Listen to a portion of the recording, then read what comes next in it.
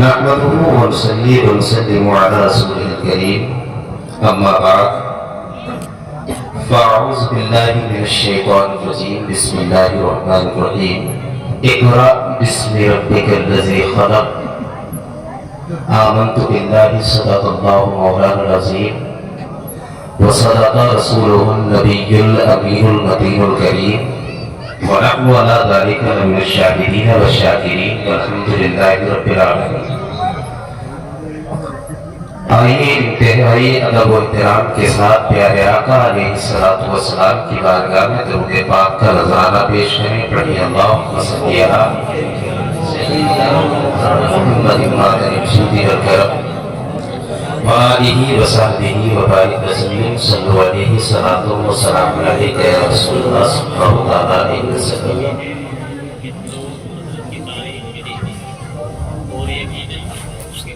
آپ نے بہت اچھے اچھے خطاب بڑی ہی دل جمعی کے ساتھ سماعت کیے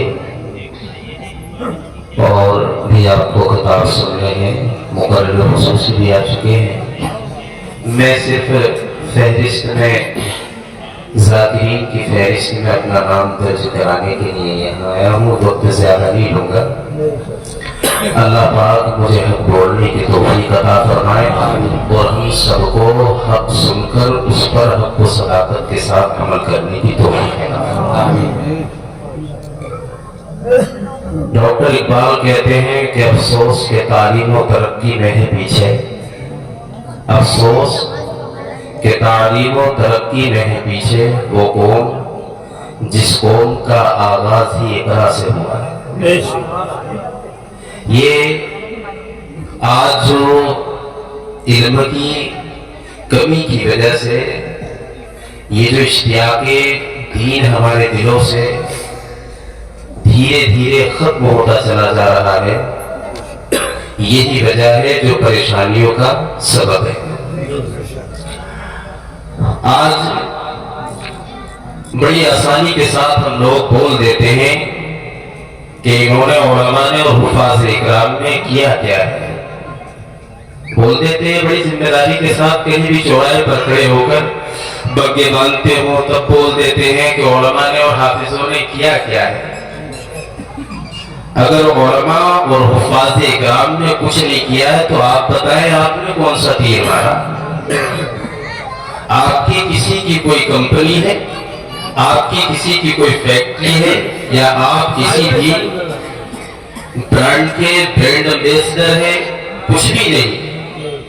واقعی تیر بھی علماء نے ہی مارا ہے اور تیر بھی حفاظ اکرام نے ہی مارا ہے۔ آپ دیکھیں زمانے قدیم سے اب تک یہ تیر اور یہ ہمت جو دین کا جذبہ اگر کسی قوم کے اندر ہے تو وہ علماء اور حفاظ اور ائمہ حضرات ہی ہیں، جو ہر وقت آپ کے ایمان اور عقیدے کی حفاظت کرتے ہیں، ہر وقت آپ کے ایمان اور عقیدے کی حفاظت کرتے ہیں۔ اگر یہ علماء اور ائمہ یہ لوگ اگر آپ کی ایمان اور عقیدے کی حفاظت نہ کریں تو آپ سے اپنے ایمان اور عقیدے کی حفاظت نہیں ہوگی۔ اب میں آپ کو لے کر کے چلوں کہ قرآن کیسی چیز ہے۔ قرآن میں بتایا گیا ذالک الکتاب لا ریب فیہ، یہ وہ کتاب ہے جس میں شک ہی نہیں۔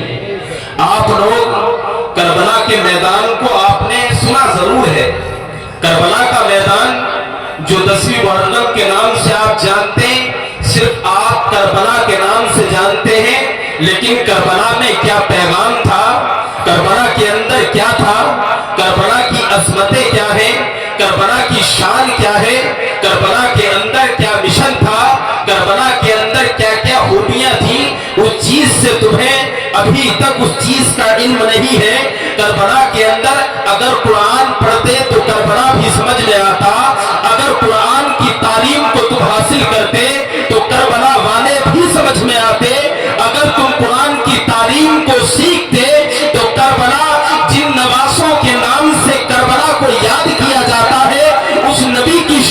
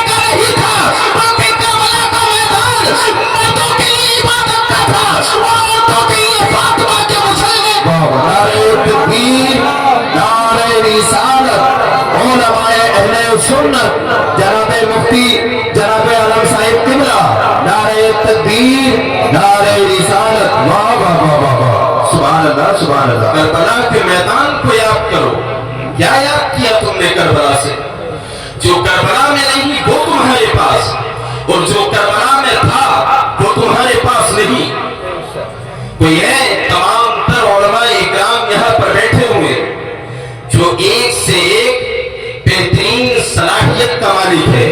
ہمارے استاد محترم مولانا عثمان مصباحی صاحب بیٹھے ہوئے اور ان کی بیٹھنے کی وجہ سے آج مجھ میں بولنے کی ہمت ہے. اللہ رب العزت ان کا دست شفقت ہمارے سروں پر دراز فرمائے. کربلا کے میدان میں ہجرا نہیں تھا ہمارے نوجوانوں نے. کربلا کے میدان میں وہ ایک سجدہ جسے تو گرا سمجھتا ہے, وہ ایک سجدہ جسے تو گرا سمجھتا ہے, ہزار سجدوں سے دیتا ہے آدمی کو نجات. کربلا میں عبادت بھی تھی, کربلا میں تلاوت بھی تھی, اور کربلا میں قرآن کی آیتوں کی صداقت کی مثالیں تھیں جو اللہ رب العزت نے کلام پاک میں فرمایا وَلَا تَقُولُوا لِمَن يُقْتَلُ فِي سَبِيلِ اللَّهِ أَمْوَاتٌ بَلْ أَحْيَاءٌ وَلَٰكِن لَّا تَشْعُرُونَ. اس کی مثال امام حسین نے نیزے کی نوک پر کلام پاک کی تلاوت کر کے قوم کو بتایا کہ دیکھو یہ سر الگ ہے لیکن یہ اللہ کی راہ میں یہ سر تن سے جدا ہوا ہے, اور اللہ کا فرمان ہے جو اللہ کی راہ میں قتل کیے جاتے ہیں وہ مردہ نہیں ہے, زندہ ہے. اور نیزے کی نوک پر امام حسین کی تلاوت نے قوم کو یہی پیغام دیا, اور ایک پیغام یہ بھی تھا کہ تلاوت اتنی ضروری ہے. دوسری چیز حافظ قرآن. آج ہم چلتے ہیں حفاظ اکرام کا مذاق آسانی سے اڑا لیتے ہیں, اور وہ لوگ اڑاتے ہیں جنہوں نے کبھی مدرسہ نہیں دیکھا. اللہ کے رسول علیہ السلام نے فرمایا اطلب العلم من المہدی الی اللحدی, علم دین سیکھو ماں کی گود سے قبر تک. لیکن تم نے علم دین سیکھنے کا شوق ہی ختم, اور علم دین جو سیکھے ہوئے ہیں ان کی قدر و قیمت ختم. آج ہر آدمی علماء کی دامن کو پکڑتا ہوا نظر آتا ہے. دامن دو طریقے سے پکڑا جاتا ہے, ایک دامن رہنمائی کے لیے اور ایک دامن اس کا پھاڑنے کے لیے. جب تک قوم نے علماء کا دامن رہنمائی کے لیے پکڑا تب تک یہ قوم مضبوط رہی, اور جب سے اس قوم نے اپنے رہنماؤں کا دامن پھاڑنے کے لیے پکڑا, بغض و حسد سے پکڑا, یہ قوم تباہیوں کے سمندر میں غرق ہونے کے قریب ہو چکی ہے. آج میں بتاؤں بڑی ذمہ داری کے ساتھ کون ہے امام. امام کون ہوتا ہے, یہ استاد کون ہوتے ہیں, امام کا مقام کیا ہوتا ہے. فاتحہ لگانے والا امام, تمہارے پیچھے 40 میں کرنے والا امام, تمہارے بچوں کو کلام پاک پڑھانے والا امام. یہ تمہاری ذہنیت ہے, تمہارے ذہنوں میں یہ فطور ہے کہ ہماری تنخواہوں پر علماء اکرام پلتے ہیں. یہ ذہن سے اپنے کیڑا نکال دینا. تمہاری ذہنیت یہ ہے کہ ہماری تنخواہوں سے علماء اور ائمہ کے چولہے جلتے ہیں. تمہاری ذہنیت ہو سکتی ہے کہ ہماری تنخواہوں سے ان کے بچوں کے پیٹ پلتے ہیں, لیکن یہ تمہاری ناقص عقل ہے, تمہاری جہالت ہے. امام کا مقام کیا ہوتا ہے. آج تم نے اپنے ائمہ کی عزت کو اپنے ماتھے سے نہیں لگایا, تم نے اپنے ائمہ کی عزت کرنا نہیں سیکھی. ارے امام کی عزت اور مقام کیا ہوتا ہے. اللہ کے رسول فرماتے ہیں جسے تم نوکر سمجھتے ہو, جسے تم اپنے ٹھوکروں کی جوتیاں سمجھتے ہو, جس امام کے تقدس کو پامال کرتے ہو, جس امام کی تم بغض اور چغلی کیا کرتے ہو, اس امام کا مقام اللہ کے رسول نے فرمایا. اللہ کے رسول نماز کی حالت میں ہے, صحابی رسول ہے, دو لوگ نماز پڑھ رہے ہیں, نماز پڑھانے والے اللہ کے رسول, پڑھنے والے صحابی رسول. ایک گھاٹی جو کھڑا ہونے کا طریقہ معلوم نہ تھا صحابہ کو, اللہ کے رسول نے نماز کی حالت میں کان پکڑ کر کے سیدھا کر دیا اور قوم کو پیغام دیا. منبر نور پر کھڑا ہو کر پیغمبر اعظم نے فرمایا الامام حاکم للقوم. امام قوم کا خادم نہیں بلکہ بادشاہ. امام قوم کا خادم نہیں. بہت خوب, ماشاءاللہ ماشاءاللہ. واہ, وہی امام ہے کہ اللہ کے رسول نے فرمایا. وہ کون؟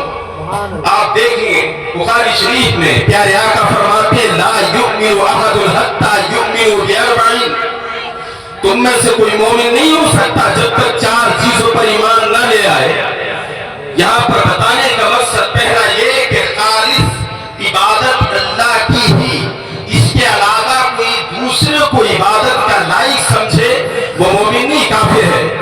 دوسرا اس سے پیارے آقا نے فرمایا وَأَنِّي مُحَمَّدٌ رَسُولُ اللَّهِ بَعَثَنِي بِالْحَقِّ وَالصَّدَاقَةِ، اللہ نے مجھے، بے شک اللہ نے مجھے اپنا رسول حق و صداقت کے ساتھ بنا کر کے دنیا میں بھیجا۔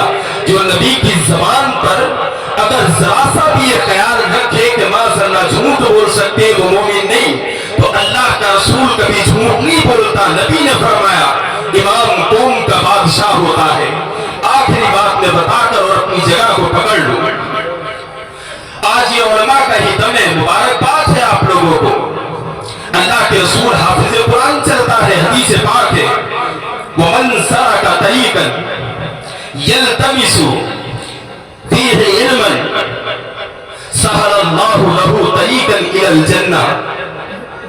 پیارے آقا فرماتے ہیں جو اللہ کی راہ میں دین کے حصول کے لیے نکلتا ہے، جو راستہ چلتا ہے اور راستے میں علم کی طلب کے لیے نکلتا ہے، اللہ تعالیٰ اس کا ایک ایک قدم جنت کی طرف آسانی کے ساتھ بڑھاتا ہے، جنت کی جانب۔ یہ پیغمبر اعظم نے فرمایا جب یہی حافظ قرآن جو قرآن کی حفاظت کرتا ہے نسبت سے شے ممتاز ہوتی ہے، اس کا مقام کیا ہوتا ہے؟ جب یہی حافظ قرآن جب زمانے میں دیکھیں تو یہی کبھی حافظ قرآن کبھی تحفظ ناموس رسالت کا محافظ بنتا ہے۔ یہی حافظ قرآن جب پیارے آقا علیہ الصلوۃ والسلام کے دور میں کلام پاک کی آیتیں سیکھ کر جب نبی کا غلام بنتا ہے تو صدیق اکبر کی شکل میں زمانہ اسے یاد کرتا ہے جو صداقت کا تاجدار ہے۔ اور یہی کلام پاک جب حضرت عمر کے سینے میں آتا ہے تو عدالت کا شہنشاہ بن جاتا ہے۔ یہی قرآن پاک جب حضرت عثمان غنی کے قلب میں آتا ہے تو اس وقت صحابت کے تاجدار وہ بن جاتے ہیں۔ یہی کلام پاک کے علم کو حاصل کرنے والا حضرت علی شیر خدا اللہ کے رسول علیہ الصلوۃ والسلام کی دعا سے اور کلام پاک کی برکت سے خیبر کے دروازے کو اکھاڑ کر کے پھینک دیتے ہیں۔ اب ذرا قریب آ جائیے، یہی قرآن کو پڑھنے والا جب بغداد کا تاجدار بنتا ہے تو کبھی ٹھوکروں سے مردوں کو جلاتا ہے، کبھی اپنی زبان سے بسم اللہ کہہ کر مردوں کو جلاتا ہے، کبھی دعا کر دے تو چوہوں کو ابدال بنا دیتا ہے، کبھی بے نمازیوں کو نمازی بنا دیتا ہے۔ جب یہی حافظ قرآن جب قرآن کو سینے میں بسا کر ہندوستان کی سلطنت کا بادشاہ بن کر خواجہ معین الدین کی شکل میں آتا ہے تو ایک چھوٹے سے کافی میں انا ساگر کو لا کر کے دکھاتا ہے، کبھی جوگی دیوپال کو آسمان سے اتار کر دکھاتا ہے۔ یہی حافظ قرآن جب رامپور کی دھرتی کا شہنشاہ حافظ شاہ جمال اللہ بن کر کے چمکتا ہے تو اپنی زبان سے حافظ قرآن پڑھاتا ہوا نظر آتا ہے۔ جب یہی حافظ قرآن بریلی کی دھرتی پر جب کھڑا ہوتا ہے امام احمد رضا کی شکل میں تو کبھی نبی کے ناموس کی تحفظ کرتا ہے، کبھی بدعقیدوں کے جگر میں جو ہے عقیدے کا کیلا ٹھوکتا ہے، کبھی وہابیت کو چکنا-چور کرتا ہے، کبھی رفضیوں کی گردنوں کو توڑتا ہے۔ اور جب بات نبی کی محبت کی آتی ہے تو عشق رسول کا کیلا کفر کی تابوت میں ٹھوک کر ایمان کا اعلان کرتا ہے اور کہتا ہے اے عشق تیرے صدقے چلنے سے چھوٹے سستے جو آگ بجھا دے گی وہ آگ نعرہ تکبیر، نعرہ رسالت، علماء اہل سنت، نعرہ تکبیر، نعرہ رسالت۔ واہ واہ واہ، سبحان اللہ۔ جو آگ بجھانے کی وہ آگ لگائی ہے حافظ قرآن۔ آج 2 حافظ یہاں سے بھی ہیں، روایتیں ہیں، علماء کرام آپ کو بتائیں گے اپنے اپنے نمبر پر۔ علماء سے اور حافظوں سے محبت کرو۔ میں نے ایک روایت ایسی بھی پڑھی ہے کہ قیامت کے دن جب اللہ رب العزت حافظ قرآن کو حکم دے گا जन्नत के लिए, जहां कोई किसी को नहीं पहचानेगा। लेकिन देखिए हाफिज़ कुरान का जो कलाम पाक हिफ्ज़ करने के बाद उस पर अमल करके दुनिया से गुजरता है, तो बताया गया अल्लाह हुक्म देगा जन्नत की तरफ चलेगा, रुक जाएगा। अल्लाह रब्बुल इज्जत कादिर मुतलक है, आलिमुल गैबी व शहादा है।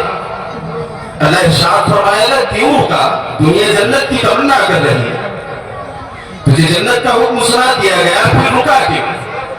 तो जानते हो वो हाफिज़ कुरान, जिस हाफिज़ कुरान को तुम गिरी हुई निगाह से देखते हो, वो हाफिज़ कुरान अल्लाह की बारगाह में अर्ज करेगा मौला मुझे जन्नत किस सबब मिली, किस वजह से मिली?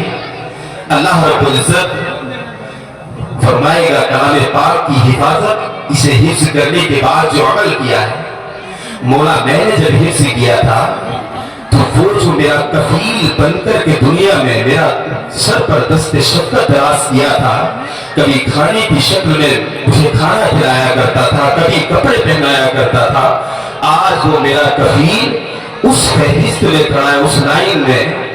मैं ये चाहता हूं कि जिस तरीके से दुनिया में इसने मुझ पर अपना दस्ते शफ़क़त दराज किया है, ये जन्नत में मेरे ऊपर दस्ते शफ़क़त दराज करे, अल्लाह उसके हुक्म से उसे भी जन्नत अता फरमा देगा। तो उलमा इकराम से और हाफिज़ हुफ़ाज़ इकराम से मोहब्बत करें। अल्लाह रब्बुल इज्जत हम सबको अमल सालिहा करने की तौफीक अता फरमाए और अपने बच्चों को ज्यादा से ज्यादा दीन इस्लाम और दीन मुस्तफ़ा सीखने और सिखाने का जज्बा हमारे दिलों में पैदा फरमाए। परवरदिगार आलम की बारगाह में दुआ है मौला मेरी ज़ौक़-ए-खिताबत या आपकी ज़ौक़-ए-समाअत में कोई ख़ता या लग़्ज़िश वाक़ई हुई हो, परवरदिगार